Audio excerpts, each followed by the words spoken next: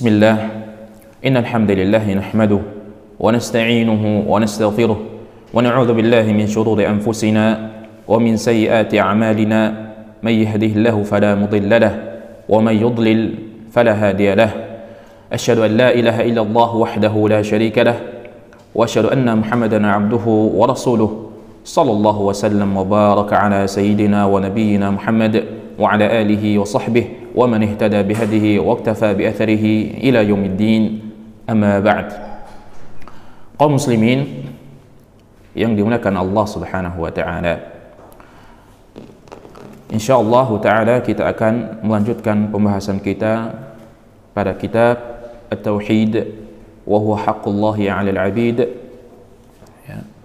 Dan sekarang kita telah sampai pada bab sebagaimana muallif rahimahullahu taala menjelaskan, babun la yudbahu lillahi bimakanin yudbahu fihi li ghairillah.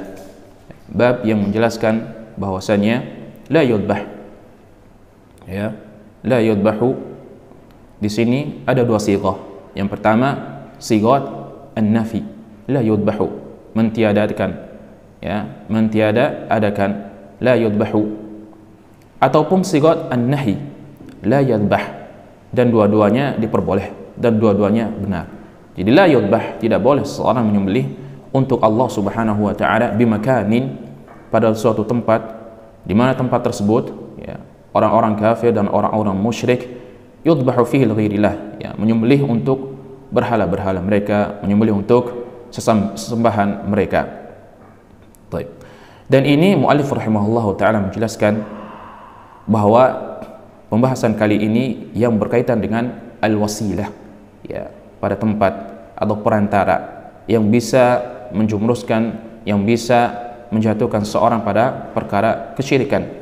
Sedangkan di pembahasan yang sebelumnya kita muallif rahimahullahu taala menjelaskan yang berkaitan dengan al-qasdu wan niyah, yang berkaitan dengan niat seseorang dan tujuan seseorang menyembelih tersebut. Sedangkan sekarang pembahasan yang berkaitan dengan al-makan, tempat,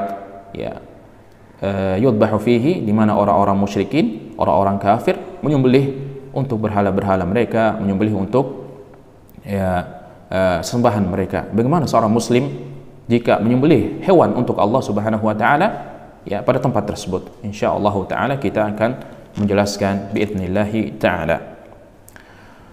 Baik. Muallif rahimahullahu taala menjelaskan bahwa perkara tersebut merupakan perkara yang al-muharram, yang diharamkan dan bisa jatuh pada kesyirikan. Baik, ada beberapa alasan dan beberapa dalil atau beberapa keadaan. Contoh yang pertama adalah bahwa jika seseorang menyembelih untuk Allah Subhanahu wa taala pada suatu tempat di mana orang-orang musyrik, orang kafir menyembelih juga untuk berhala-berhala mereka, untuk sembahan mereka, ini sama halnya dengan yuftahu abwaab syarr. Seorang melakukan tersebut bisa membuka pintu-pintu keburukan, pintu-pintu kesesatan. Bayangkan jika ada seorang alim, seseorang qudwah sebagai contoh masyarakat melakukan hal demikian, sama aja datang orang-orang awam, orang-orang yang tidak tahu hukum, mereka mengira bahwa hal tersebut diperbolehkan, dan ini sama aja membuka pintu-pintu keburukan. Sedangkan di dalam Islam kita dikenal dengan sadun lidzari'ah, menutup celah-celah yang bisa menjadikan seseorang atau menjatuhkan seseorang pada kemaksiatan. Dan di dalam Islam sebagaimana Allah Subhanahu wa taala, contohnya Allah Subhanahu wa taala berfirman, wala tattabi'u khutuwati syaitan, janganlah kalian mengikuti langkah-langkah syaitan, menutup celah-celah syaitan. Jadi kita seorang muslim, hamba-hamba Allah, senantiasa menutupi diri-diri kita dari hal-hal kesyirikan, hal-hal maksiat. Wala taqrabuz zina, janganlah kalian mendekati zina. Dan ini Allah Subhanahu wa taala menyuruh kita untuk menjauhi zina, menjauhi wasilah, tempat atau perantara yang bisa menyerumuskan kita pada perbuatan zina, dan sama halnya dengan asyirik. Maka Allah Subhanahu wa taala melarang kita untuk menjauhi wasilah, ya, sebuah atau tempat perantara apapun itu, ya, yang menjatuhkan kita pada kesyirikan. Ini yang pertama. Adapun yang kedua, ya, jika seseorang melakukan hal demikian, menyembelih untuk Allah Subhanahu wa taala pada tempat di mana orang-orang kafir dan musyrik, ya, menyembelih untuk berhala-berhala mereka, tuhan-tuhan mereka, ya. Ini yang kedua, ta'zim li sya'airil kufar, ya, sama saja mengganggukan atau memuliakan syiar-syiar orang kafir dan orang-orang musyrik. Sedangkan dalam Islam justru kita disuruh oleh Allah Subhanahu wa taala untuk mengagungkan syiar-syiar Islam. Wa may yu'azzim sya'airallah fa innaha min taqwal qulub. Ya, barang siapa yang memuliakan atau mengagungkan syiar-syiar Islam atau syiar-syiar Allah, sesungguhnya itu merupakan ketakwaan dalam hati. Ini yang kedua. Adapun yang ketiga, ya, bagaimana atau yang ketiga yang bisa menjadikan perkara ini tidak diperbolehkan, tasyabbuh lil kufar, menyerupai orang-orang kafir dan orang musyrik. Sedangkan Nabi Muhammad SAW telah memperingatkan umatnya, ya, telah memperingatkan kita, man tasyabbaha biqaumin fahuwa minhum. Barang siapa yang menyerupai suatu kaum, maka dia termasuk golongan kaum tersebut. Na'udzubillah min dzalik. Makanya kita sebagai umat Muhammad SAW harus senantiasa mengikuti petunjuk Nabi Muhammad SAW, sunnah beliau, ya, ajaran beliau.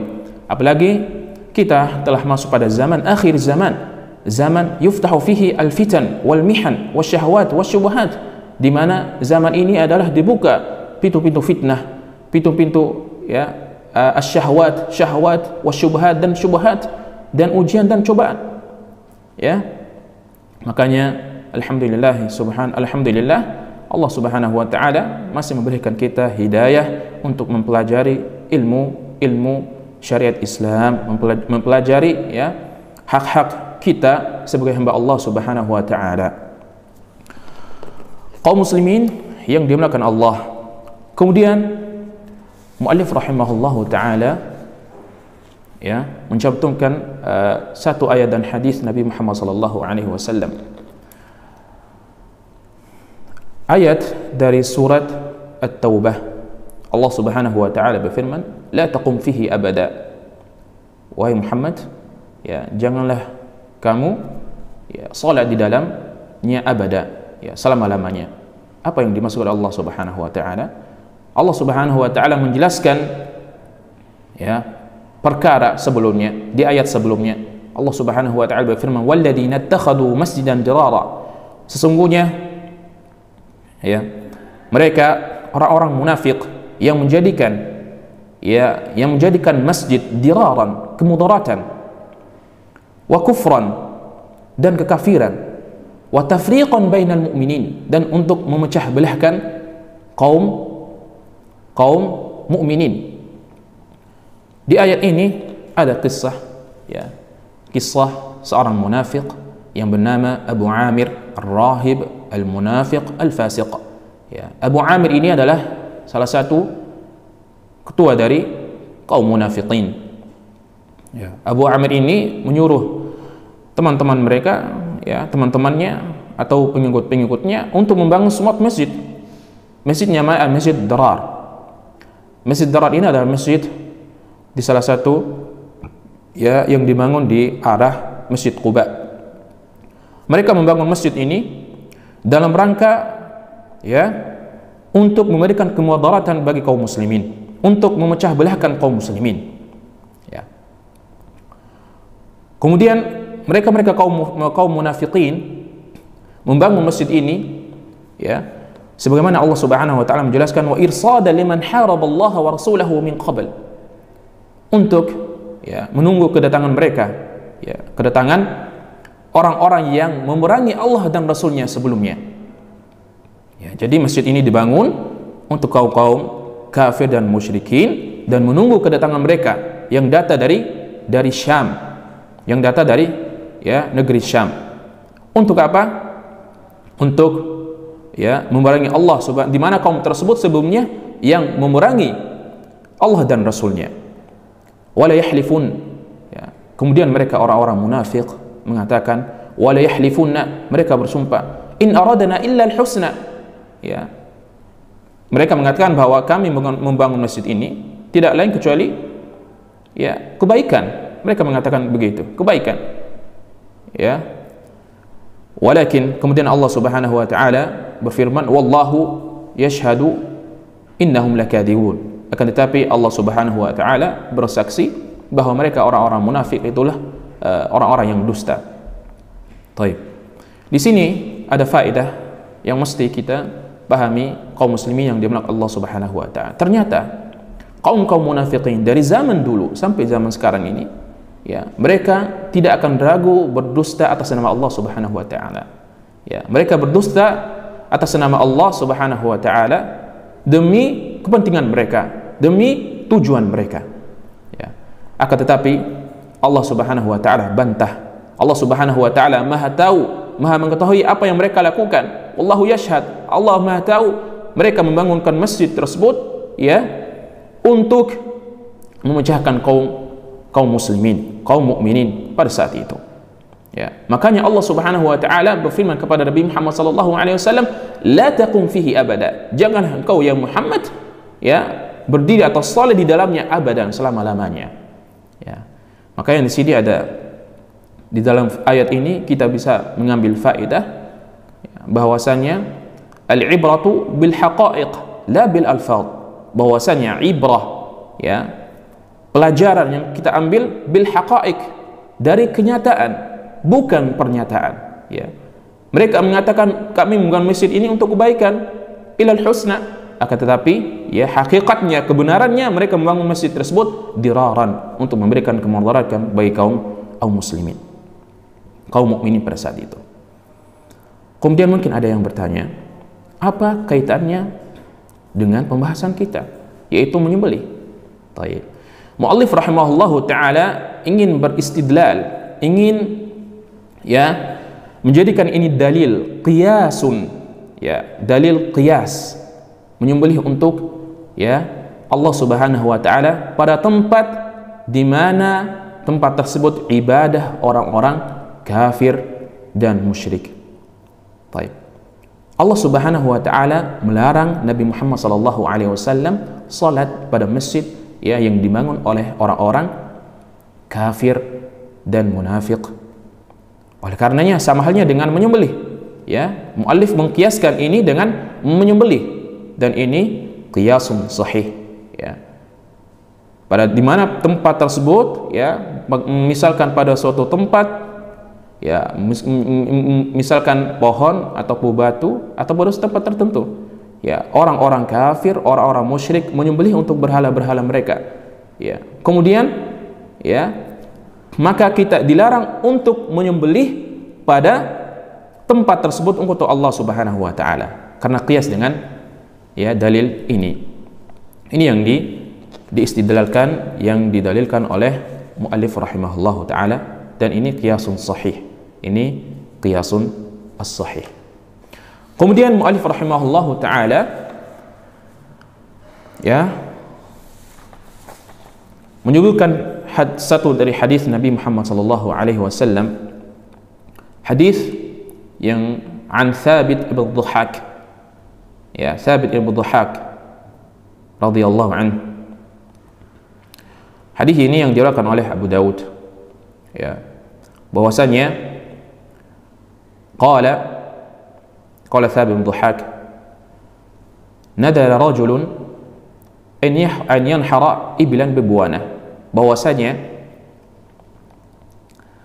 ada seseorang pada zaman Nabi Muhammad sallallahu alaihi wasallam, ya, bernadar menyembelih, ya, ibilan, seekor unta, bibuana, pada tempat namanya Buana. Tempat ini, ya, salah satu, ada yang mengatakan tempat ini yang terletak di kota Mekah, dan ada juga yang mengatakan, ya, yang terletak di luar kota Mekah. Ya. Di Buana ini adalah salah satu tempat. Fasa'ala Nabi sallallahu alaihi wasallam, maka seseorang tersebut, ya, menanyakan Nabi Muhammad sallallahu alaihi wasallam. Faqala Nabi sallallahu alaihi wasallam, maka Nabi Muhammad sallallahu alaihi wasallam bersabda, ya, mengatakan, hal kana fiha Atau hal kana fiha wathanun min awthanil jahiliyah yu'bad? Ya. Apakah pada tempat tersebut, buanah tersebut, ada wathan, ya, berhala atau sesembahan dari tuhan-tuhan mereka atau sesembahan mereka, yu'bad, yang disembah? Ya, jadi Nabi Muhammad SAW menistifsar, menanyakan penanya tersebut, ya, secara detail, secara rinci, apakah suatu tempat tersebut, ya, ada berhala-berhala, ada tuhan-tuhan kaum kafir, kaum musyrik? Maka faqalu la, mereka mengatakan la. Ya. Faqala Nabi Muhammad SAW, maka Nabi Muhammad SAW kembali bertanya, hal kana fiha idun min a'yadihim? Apakah pada tempat tersebut ada id, ya, ada hari raya di mana, ya, di antara hari-hari raya mereka? Faqalu la. Faqal, maka mereka mengatakan faqalu la, tidak ya Rasulullah. Faqala Nabi SAW, maka Nabi Muhammad SAW berkata, aufi binadrik, ya, tunaikan nadarmu, fa innahu la wafa'a binadrin fi ma'siyatillah, karena tidak boleh seseorang menunaikan nadar dalam kemaksiatan kepada Allah Subhanahu wa taala. Wala yamliku ibnu Adam, dan nadar yang tidak atau di luar kemampuan manusia. Dan insyaallah taala di bab nadar nanti setelah ini kita akan membahas secara rinci insyaallah taala. Baik. Di sini kaum muslimin yang dimuliakan Allah Subhanahu wa taala, Nabi SAW menanyakan seorang tersebut, hal kana fiha wathanun? Apakah di dalamnya pada tempat tersebut wathan? Kata-kata wathan adalah kullu ma ubidu ma'allahi, ya, semua yang disembah, ya, selain Allah Subhanahu wa taala, sawa'un kana insaniyan atau hayawaniyan, baik itu dari kalangan manusia atau kalangan hewan, ya. Maka kalau ada seorang menyembah, ini namanya menyembah hewan ataupun menyembah manusia, itu namanya al-wathan, ya. Kemudian Nabi Muhammad SAW menjelaskan hal kana fiha idun min a'yadihim, apakah pada suatu tempat tersebut ada id, hari raya, ya.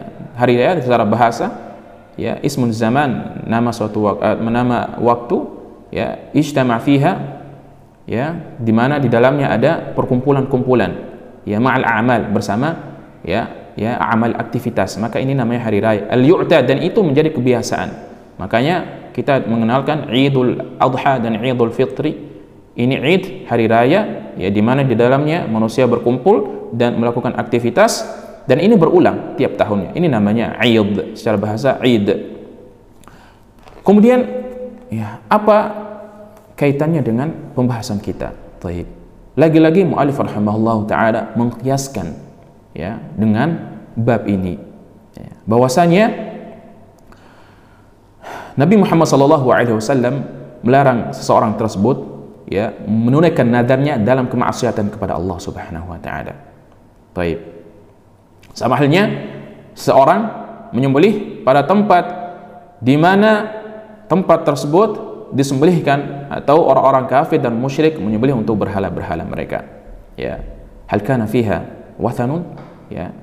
Jadi kiasnya adalah bahwasanya, ya, kita tidak boleh atau menyembelih pada tempat di mana tempat tersebut peribadatan, ya, berhala-berhala orang-orang kafir dan musyrik, dan ini qiyasun sahih. Baik. Insyaallah taala yang berkaitan dengan nadar, yang insyaallah kita akan bahas setelah bab ini, wallahu taala alam. Dan ini adalah, ya, penjelasan ringkas yang berkaitan dengan bagaimana hukumnya seseorang, ya, menyembelih untuk Allah Subhanahu wa taala pada tempat atau pada suatu tempat di mana tempat tersebut orang-orang kafir dan musyrik menyembelih juga untuk, ya, berhala-berhala mereka, ya, sesembahan mereka, baik itu, ya, tempat bekas tempat maupun, ya, masih dilakukan oleh orang-orang kafir dan musyrik, dan dua-duanya diharamkan dan tidak diperbolehkan. Wallahu ta'ala alam, wa sallallahu wasallam ala sayyidina Muhammad wa ala alihi wa sahbihi wasallam. ثم السلام عليكم ورحمة الله وبركاته. المتسابق عبد المجيد السماوي من اليمن. ويقرأ برواية حفص عن عاصم. السؤال الأول: اقرأ من قوله تعالى: وإذ غدوت من أهلك تبوئ المؤمنين مقاعد للقتال.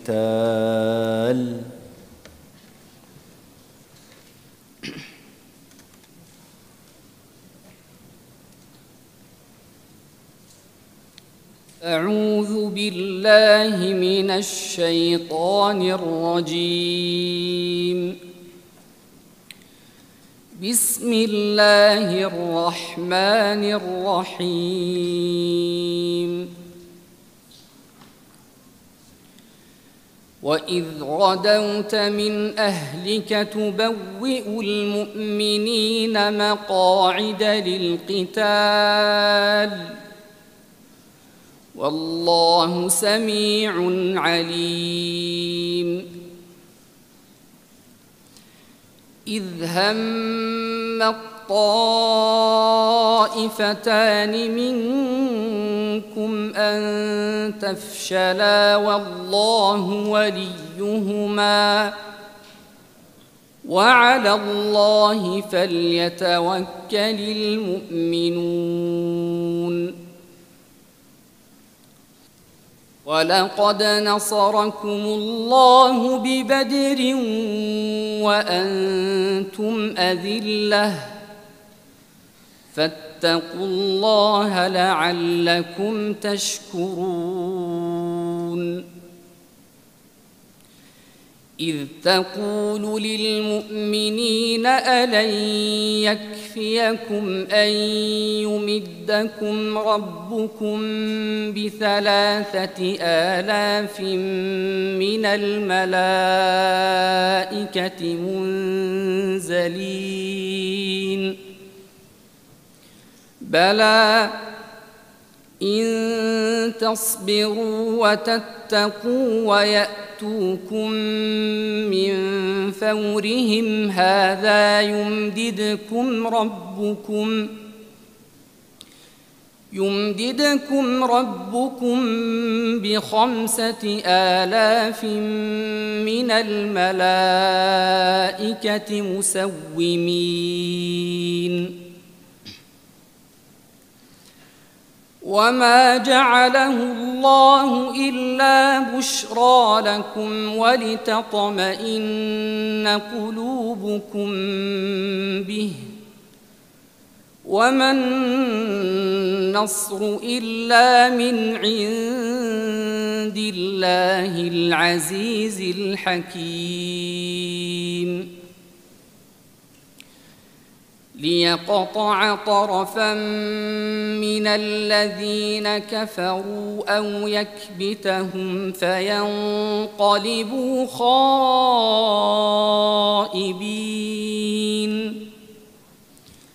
ليس لك من الأمر شيء أو يتوب عليهم أو يعذبهم فإنهم ظالمون.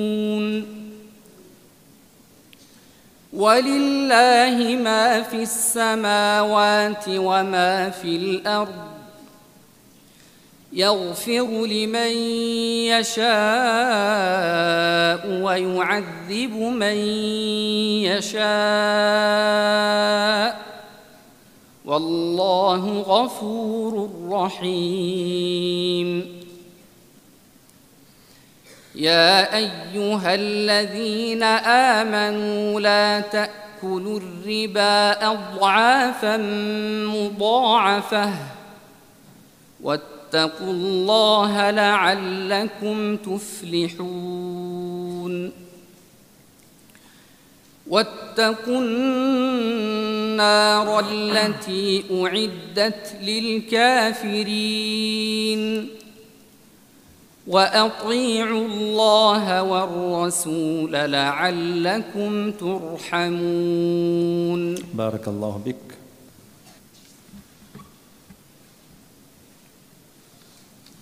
واقرأ من قوله تعالى: وإلى ثمود أخاهم صالحا قال يا قوم اعبدوا الله ما لكم من إله غيره. وإلى ثمود أخاهم صالحا قال يا قوم اعبدوا الله ما لكم من إله غيره قد جاءتكم بينة من ربكم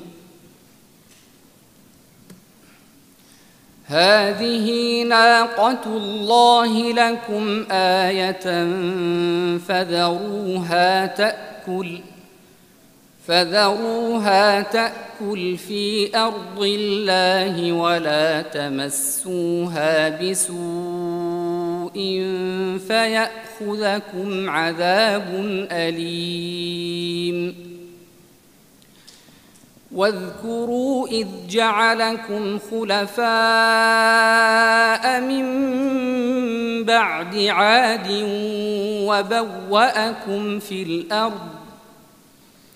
وبوأكم في الأرض تتخذون من سهولها قصورا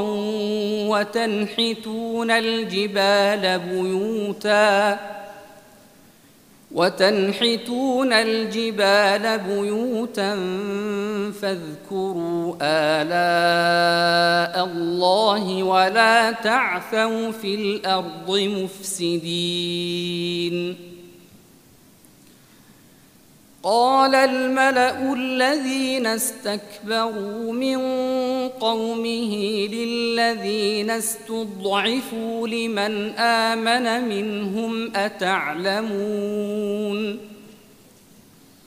أتعلمون أن صالحا مرسل من ربه قالوا إنا بما أرسل به مؤمنون قال الذين استكبروا إنا بالذي آمنتم به كافرون فعقروا الناقة وعتوا عن أمر ربهم وقالوا يا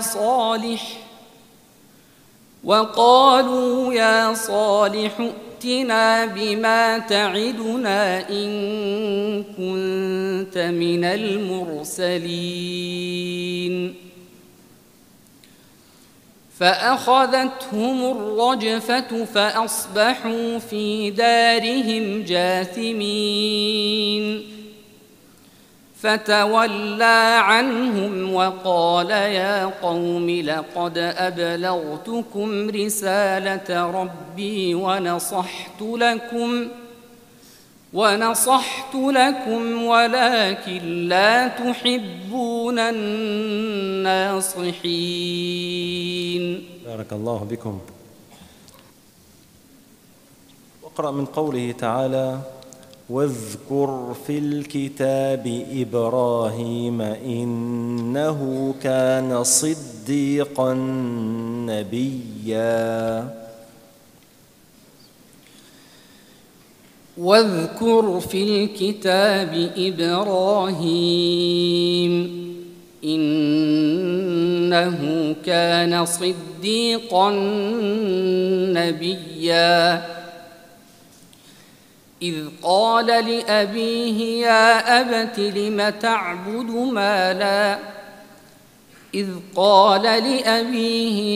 أبت لم تعبد ما لا يسمع ولا يبصر ولا يغني عنك شيئا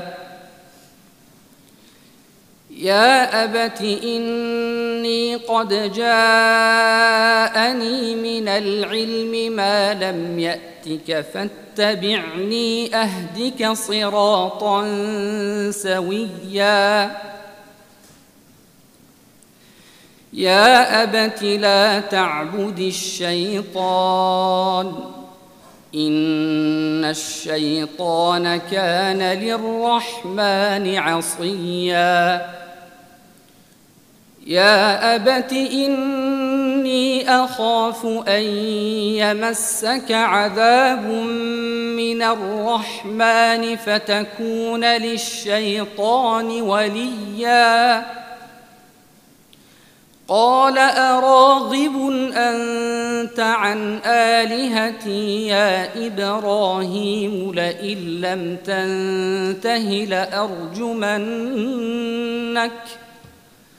لئن لم تنته لأرجمنك واهجرني مليا قال سلام عليك سأستغفر لك ربي إنه كان بي حفيا وأعتزلكم وما تدعون من دون الله وأدعو ربي عسى ألا أكون بدعاء ربي شقيا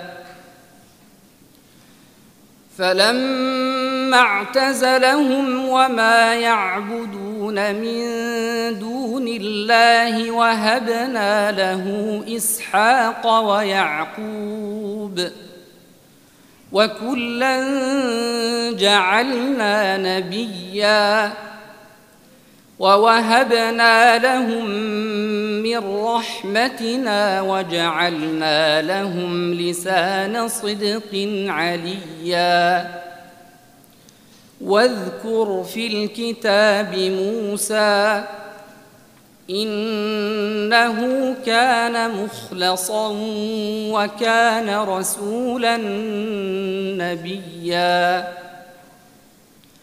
وناديناه من جانب الطور الأيمن وقربناه نجيا ووهبنا له من رحمتنا أخاه هارون نبيا بارك الله بكم.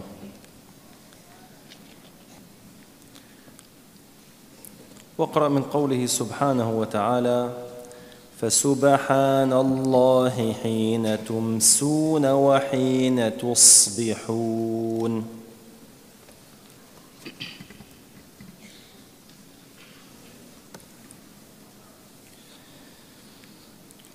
فسبحان الله حين تمسون وحين تصبحون وله الحمد في السماوات والأرض وعشيا وحين تظهرون يخرج الحي من الميت ويخرج الميت من الحي ويحيي الأرض بعد موتها وكذلك تخرجون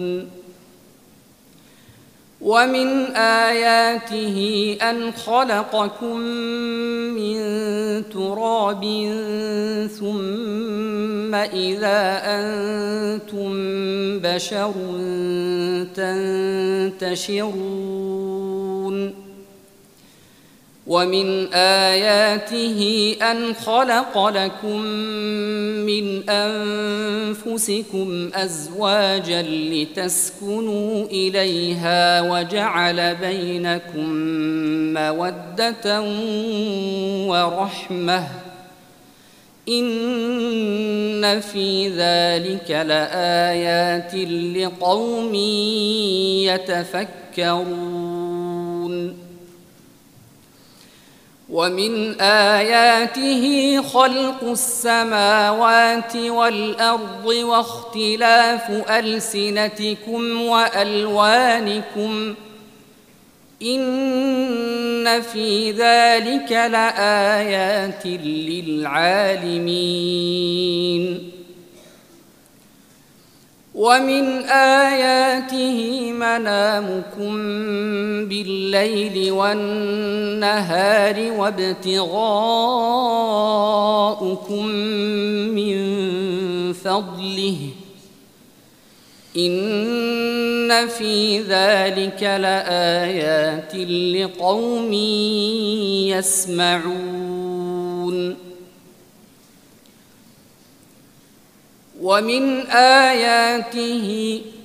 ومن آياته يريكم البرق خوفا وطمعا وينزل من السماء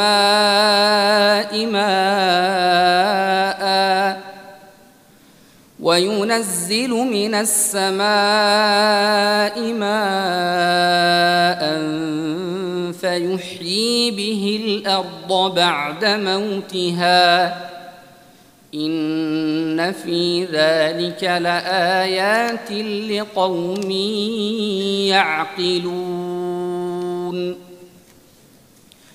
ومن آياته أن تقوم السماء والأرض بأمره ثم إذا دعاكم دعوة من الأرض إذا أنتم تخرجون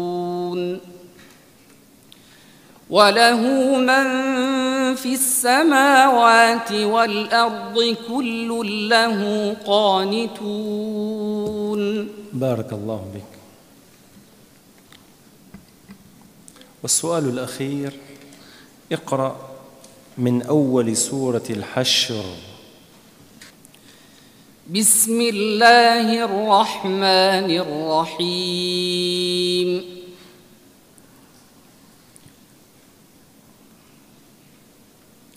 سبح لله ما في السماوات وما في الأرض وهو العزيز الحكيم.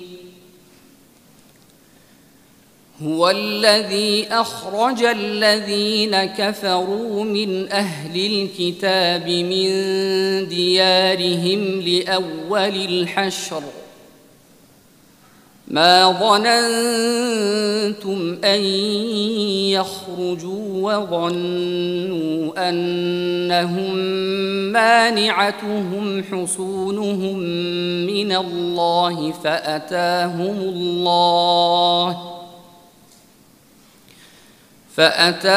الله من حيث لم يحتسبوا وقذف في قلوبهم الرعب يخربون بيوتهم بأيديهم وأيدي المؤمنين فاعتبروا يا أولي الأبصار.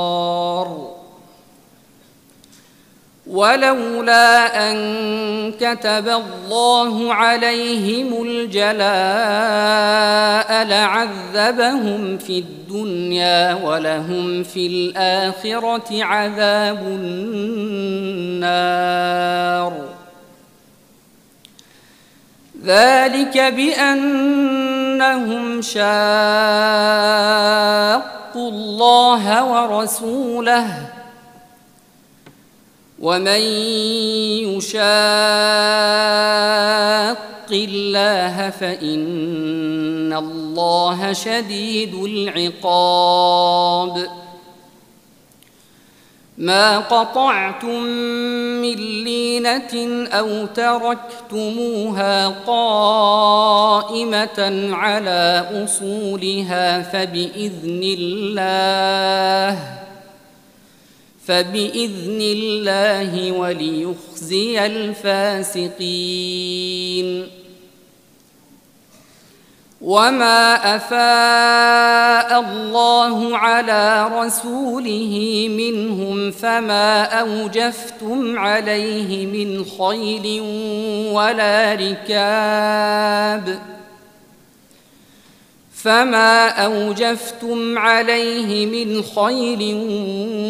ولا ركاب ولكن الله يسلط رسله على من يشاء والله على كل شيء قدير. ما أفاء الله على رسوله من أهل القرى فلله وللرسول ولذي